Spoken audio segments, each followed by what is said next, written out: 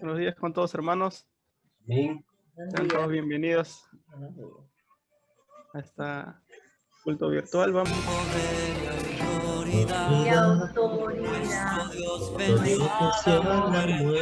sobre el trono celestial, siempre reinará. Con poder y autoridad, Dios venció a la muerte sobre el trono celestial, siempre reinará.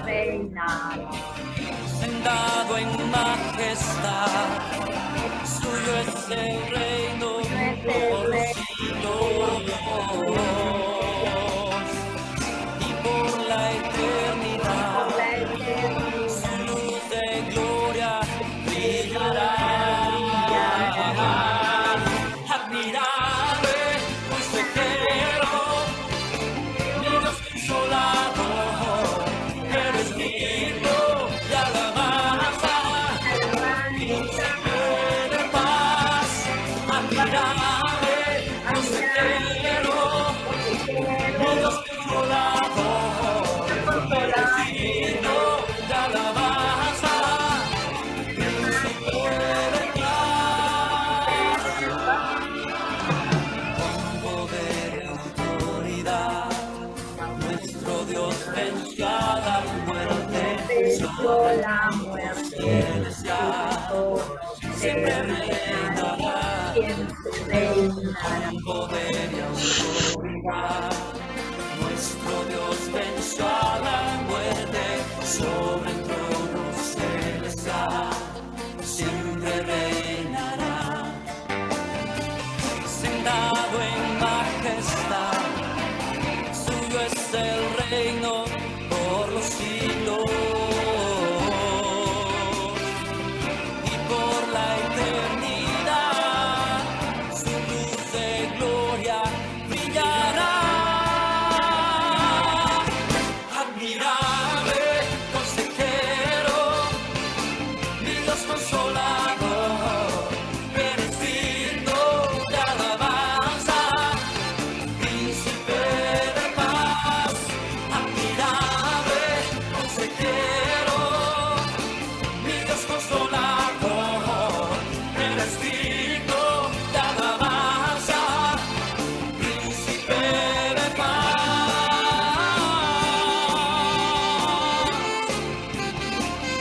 Oh Señor, te exaltamos, oh Dios. Oh sí, Señor.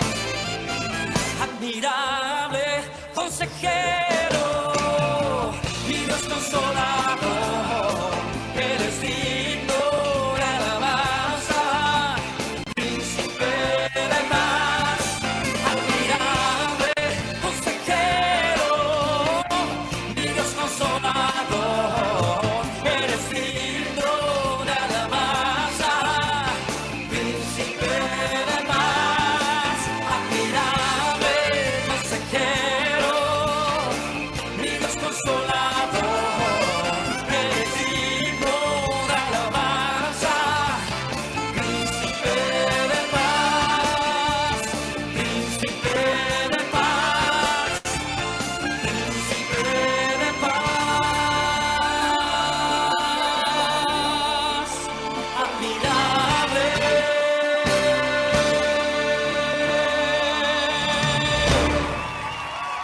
Aleluya. El Dios que hizo los cielos y La tierra, con el poder poder de su reina con autoridad. El Dios que a los vientos le obedece, una palabra es suficiente para los muertos levantar. Nadie es como Él, oh gran Dios.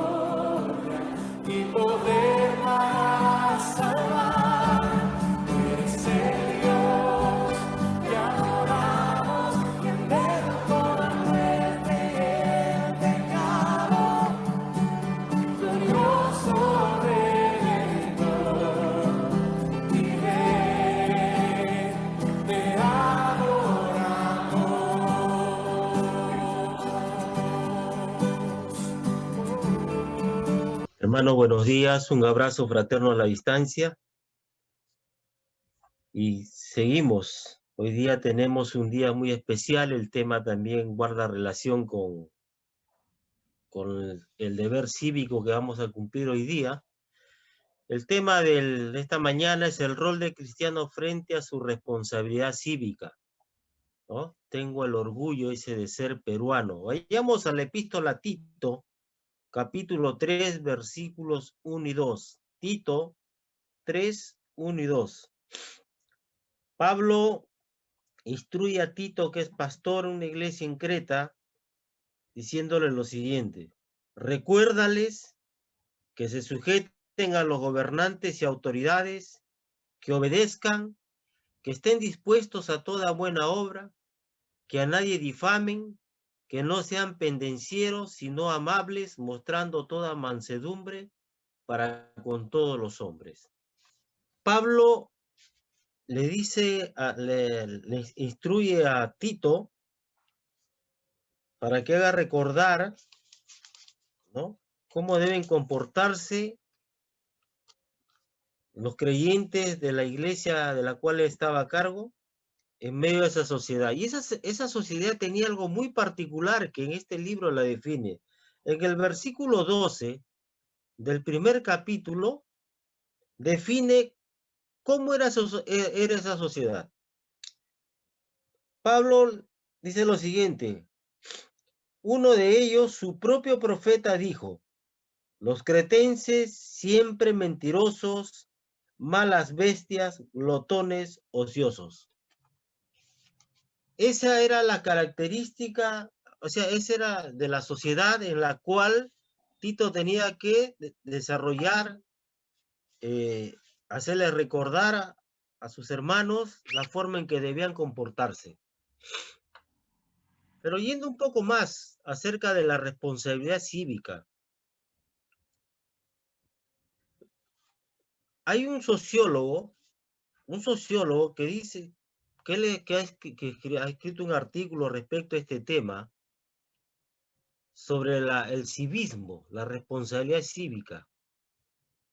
Y él dice lo siguiente: debemos enfocarnos en la educación de los deberes, teniendo claro que los deberes de uno son los derechos del otro. Algo que yo recuerdo que en casa a mí eso me inculcaron hasta la saciedad, ¿no? Tu derecho, me decía mi mamá, termina donde empieza, no, tu derecho, ¿no? Termina donde empiezan los derechos del otro. O sea,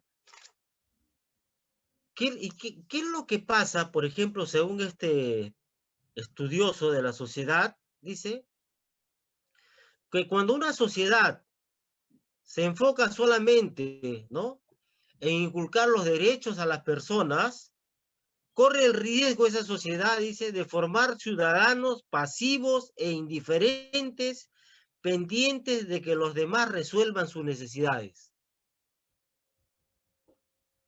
Y hará ya unos 20 años, hermana, cuando ya, en mi trabajo y a través de los medios de comunicación, la gente siempre reclama sus derechos, ¿no? Se pasa una luz roja, comete un acto ilícito, pero él quiere que lo trate, que le respeten sus derechos, ¿no es cierto?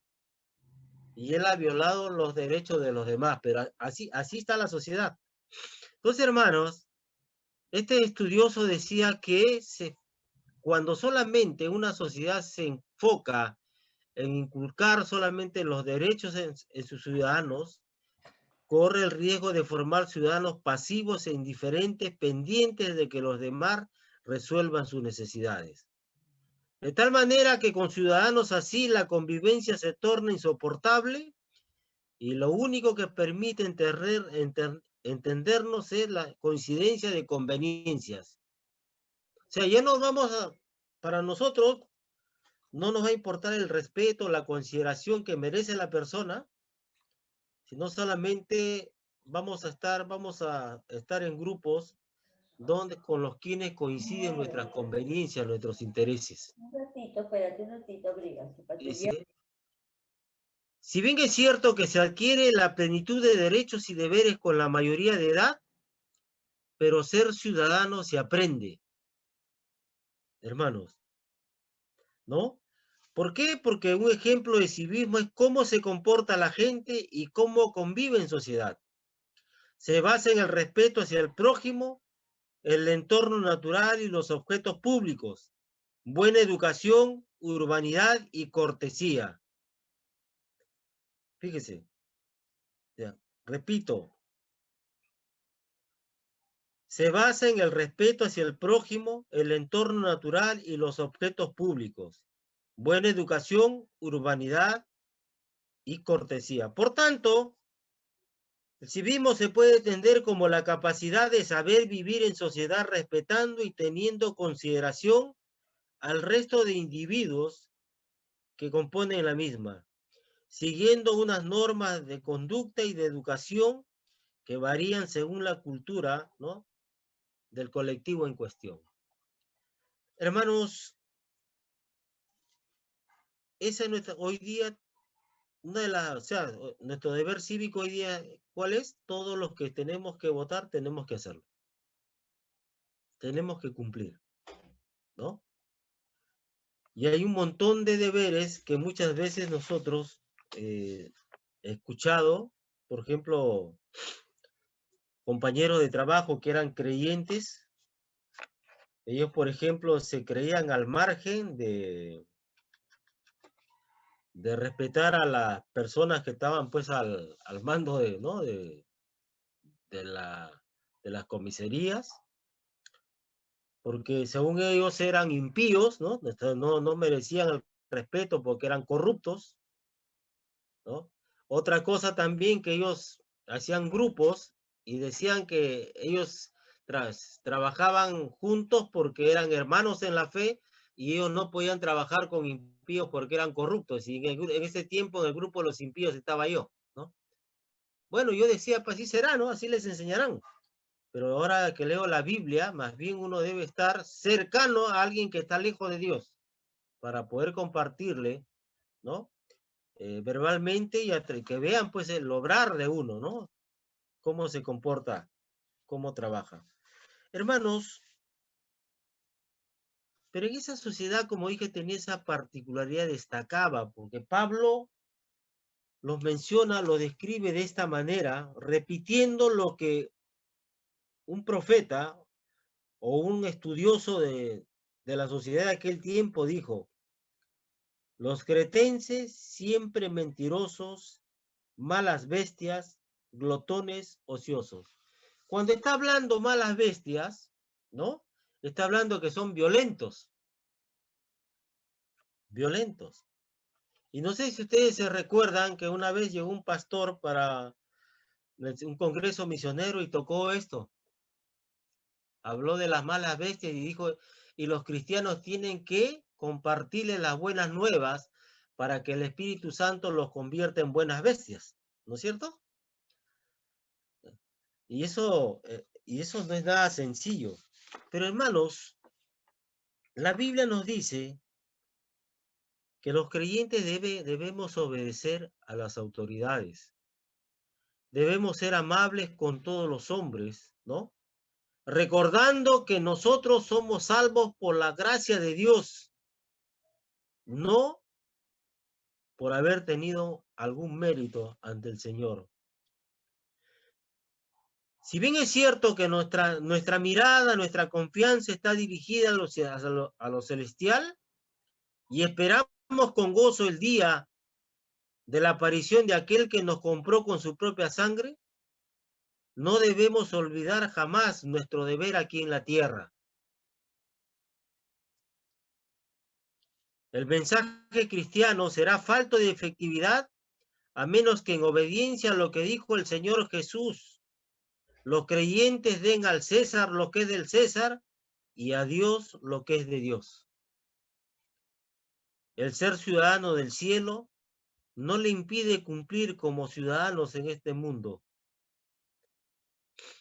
Hermanos, estamos obligados por la Biblia, ¿no? Porque Dios es un Dios de orden, a cumplir con las normas que hay aquí en la tierra, que ponen las autoridades terrenales.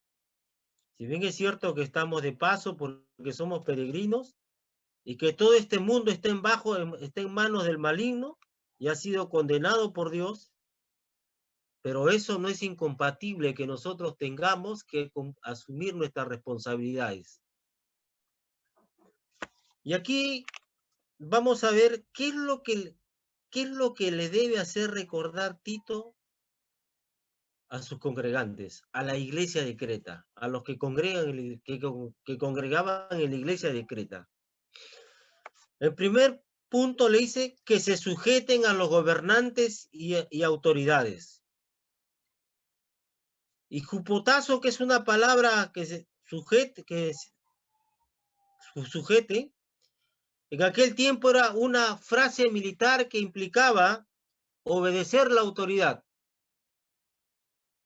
¿no?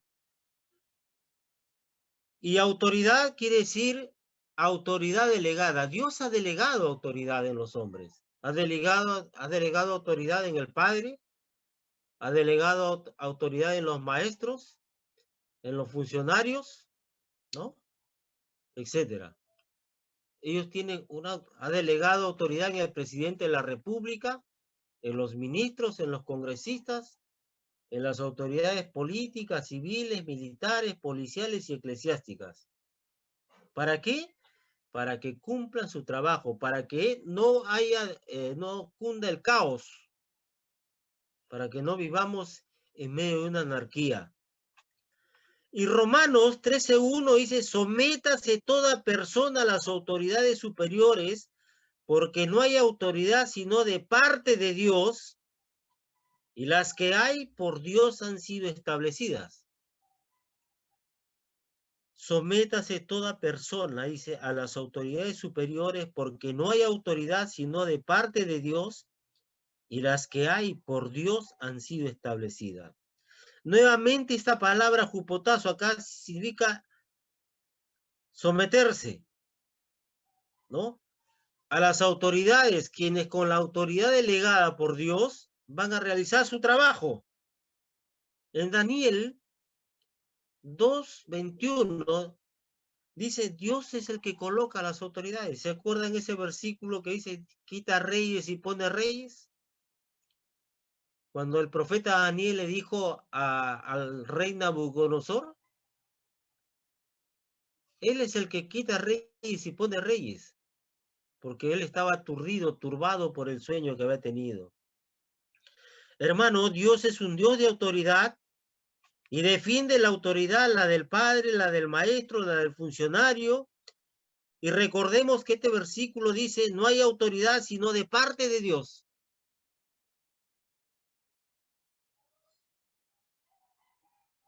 Y hermanos, cuando el Señor Jesús estuvo frente a Pilato, le hizo recordar también lo siguiente.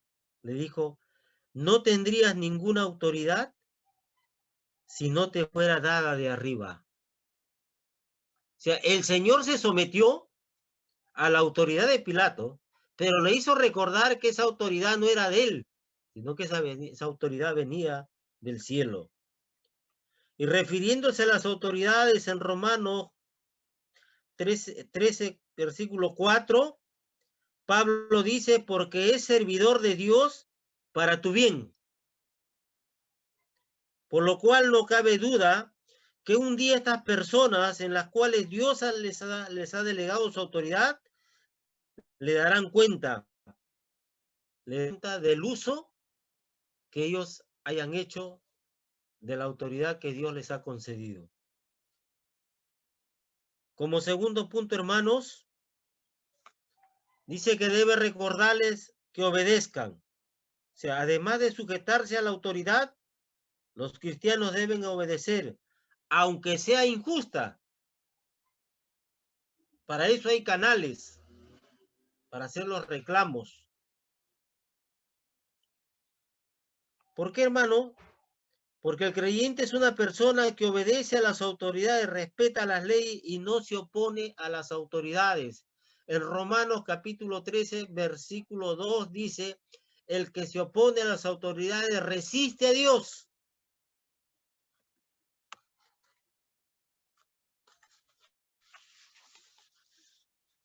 Y tenemos un ejemplo en la Biblia. El gran respeto que tuvo David por Saúl. Aunque Dios había rechazado a Saúl, David no trató de destronarlo. En 2 ocasiones David pudo haberlo matado, pero en ambas ocasiones le perdonó la vida. ¿Por qué? Porque a insistencia de las personas que estaban con él, escondidos en una cueva, ellos le dijeron, mira, dice que Saúl cansado llegó y se quedó profundamente dormido en la cueva, y los que estaban con David escondidos al fondo de ella dijeron, Dios lo ha puesto en tus manos. Y en ambas oportunidades, David le contestó a las personas que querían que él acabe con la vida de Saúl, que Dios me libre de tocar al ungido del Señor. O sea, porque él sabía que él todavía era el rey, seguía siendo rey, rechazado por Dios, pero él seguía siendo el rey. ¿Qué es lo que quería dar a entender David con estas palabras? Que Dios había puesto a Saúl en posición de autoridad. Por lo tanto, mientras Dios no lo quitara del trono, David no derribaría lo que Dios había levantado. David asume el reinado después que muere Saúl. Pero nosotros sabemos que él, entre 10 y 14 años antes, él ya había sido ungido como el rey que iba a reemplazar a Saúl por el profeta Samuel. Hermanos, como el tercer punto dice Pablo, le dice a Tito, recuérdales que estén dispuestos a toda buena obra. Y hermanos, la vida cristiana, la fe real, la fe de aquel que ha nacido de nuevo, se manifiesta o se demuestra con buenas obras. Nadie puede decir que cree en Dios y no hacer buenas obras, ¿no? ¿Por qué? Porque Santiago 2:20 dice que sin obras es una fe muerta. Y si tenemos este problema, ¿no? Tenemos esta situación, no nos es fácil, entonces pidámosle a Dios, porque en Hebreos capítulo 13, versículo 21 dice, el Señor os haga aptos en toda buena obra para que hagáis su voluntad. Él es el que nos puede capacitar para hacer buenas obras. Repito, la vida cristiana se evidencia o se muestra haciendo buenas obras. Yo creo que en este tiempo, la pandemia, hemos tenido más de una oportunidad para hacerlo. Pero también, hermanos, otra recomendación que tiene que hacer Tito a sus congregantes, que a nadie difame. Y difamar es hablar mal de otros, es desacreditar a alguien de palabra o por escrito. Y la intención es poner en tela de juicio la reputación de esa persona, ¿no? Su valor de él ante los demás. Hermanos, ¿ya? Que a nadie difamen. Entonces Pedro nos dice, en la Biblia Las Américas, dice, desechando toda malicia y todo engaño e hipocresías, envidias y toda difamación, ¿no? En la Reina Valera del 60 van a encontrar detracción, pero esa es difamación. O sea, la Biblia nos prohíbe que nosotros hablemos mal de otros. Aquellos que conocen a Dios tienen la responsabilidad de abstenerse de difamar o hablar mal de otros. Y Santiago, el capítulo 3, versículos 9 y 10, dice lo siguiente: con la lengua, o sea, con ella bendecimos al Dios y Padre, y con ella maldecimos, o sea, hablamos mal a los hombres que están hechos a la semejanza de Dios. De una misma boca proceden bendición y maldición. Hermanos míos, esto no debe ser así. Pero también, hermano, nos dice que no seamos pendencieros.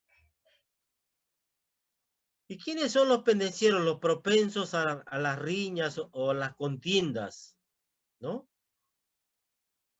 Riña de palabras o de obras. Estos son los que recurren a la provocación, a la violencia, sea verbal o física. El creyente tiene en Cristo su mejor modelo, ¿no? Nos va a costar, pero la Biblia dice que no tenemos que ser pendencieros. Hay circunstancias en que nos vamos a encender, sí, pero que Dios nos ayude para no llegar a extremos. Estamos vivos, cuidémonos en esa parte.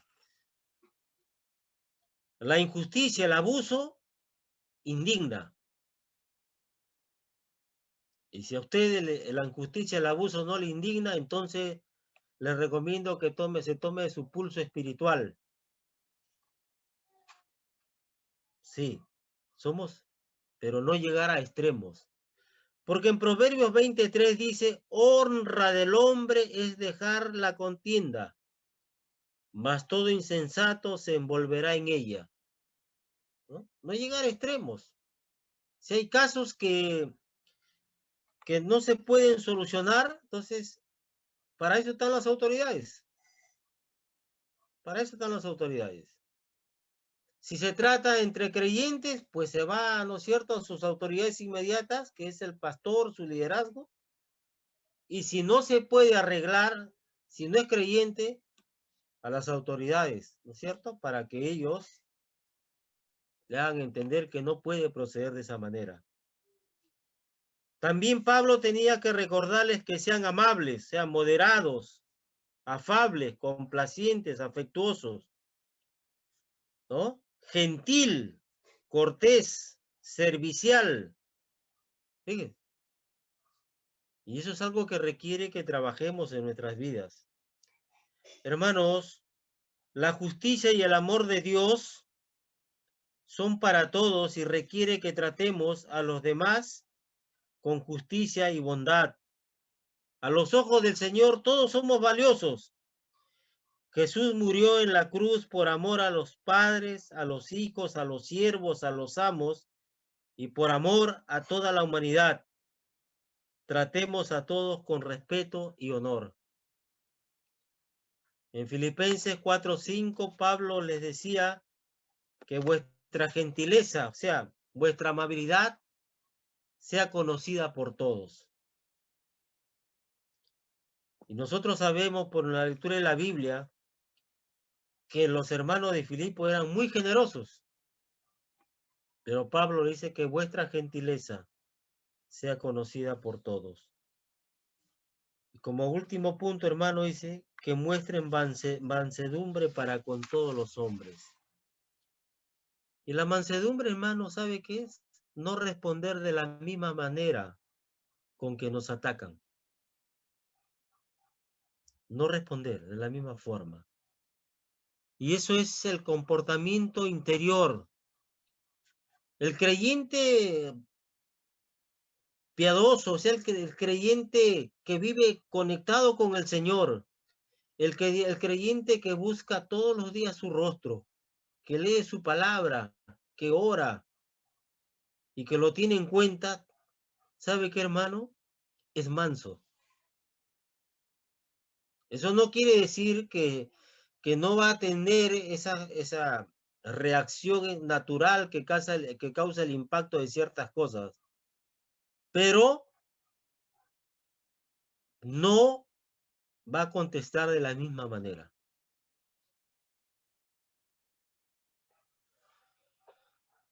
Y como dije delante, el Señor Jesús es nuestro máximo modelo. Él dijo lo siguiente: tomad sobre vosotros mi yugo y aprended de mí, que soy manso y humilde de corazón, y hallaréis descanso para vuestras almas. Aprender de mí, que soy manso y humilde. Y la humildad nos lleva, hermanos, a aceptar que no somos perfectos. Aceptar también que cometemos errores. Y eso nos va a llevar a comprender a los demás, ¿no? Mire, hermanos, el Señor Jesús nos dio un gran ejemplo. Él estuvo dispuesto a aceptar la voluntad de Dios y reaccionó con mansedumbre ante su destino y aceptó su calvario y muerte. Se sacrificó para salvar la humanidad por amor y por obediencia. ¿No? ¿Se acuerdan? Cuando él sintió, como ser humano, todo lo que iba a pasar en el huerto, ¿no? ¿Se acuerdan? Comenzó a decir: Padre, aparta de mí esta copa, pero no, que no sea como yo quiero, sino como tú quieres. La Biblia dice que Moisés fue el hombre más manso de la tierra. Y usted va a encontrar un ejemplo de cómo procedía este hombre, a quien la Biblia define como el hombre más manso de la tierra.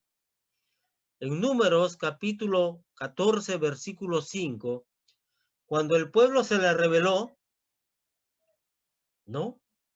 Cuando el pueblo se le rebeló y decían: vamos a nombrar a otro para regresar a Egipto, dice que entonces Moisés y Aarón cayeron sobre sus rostros en presencia de toda la asamblea de la congregación de los hijos de Israel. Y leyendo todo el capítulo encontramos de que la gloria de Dios se manifestó. Eso es lo que debemos tener presente. Vivimos también en una sociedad muy similar, diría yo, o peor que la sociedad cretense de aquel tiempo. Pero, hermanos, ¿a quiénes? Y para culminar, hermanos, ¿a quiénes Pablo les tenía que recordar eso? ¿Y a quiénes nos hace recordar en este tiempo?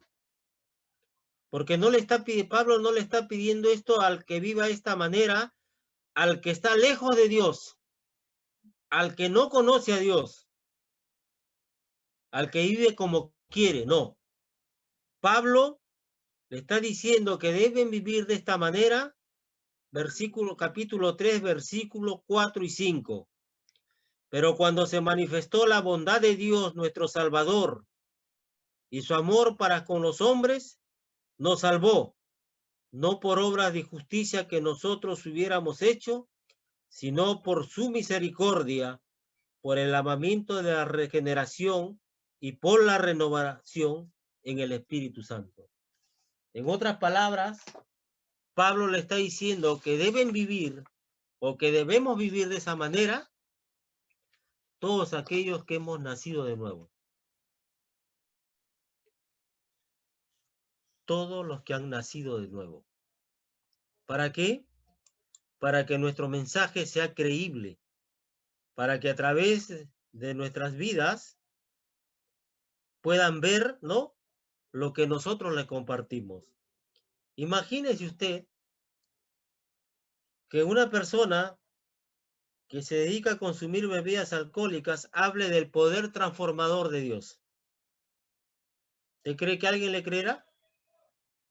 No, ¿no es cierto? Por eso es que, hermanos, tenemos que tener presente qué es lo que tenemos, cómo tenemos que vivir para poder impactar en medio de esta sociedad, como dije antes, parecida, o a mí me parece que es peor que la sociedad de los cretenses.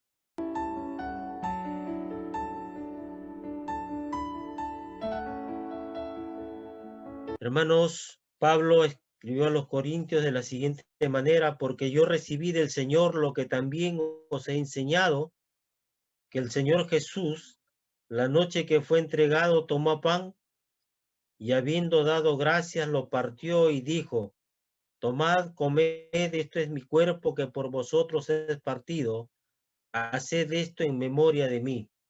Participemos del pan, hermanos.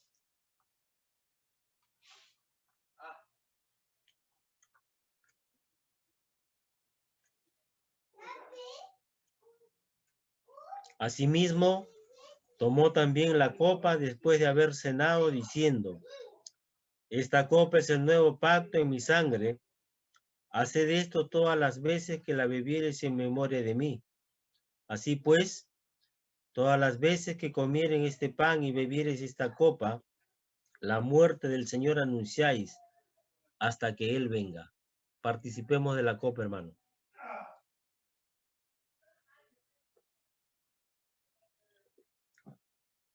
Señor, muchas gracias. Muchas gracias por haber instituido, Señor, este acto en tu palabra, porque nos hace recordar ese gran acto de amor que hiciste en la cruz, Señor, al pagar nuestros pecados, con la finalidad de salvar a la humanidad, especialmente a los que creen, Señor, y que también nos hace recordar tu pronta venida.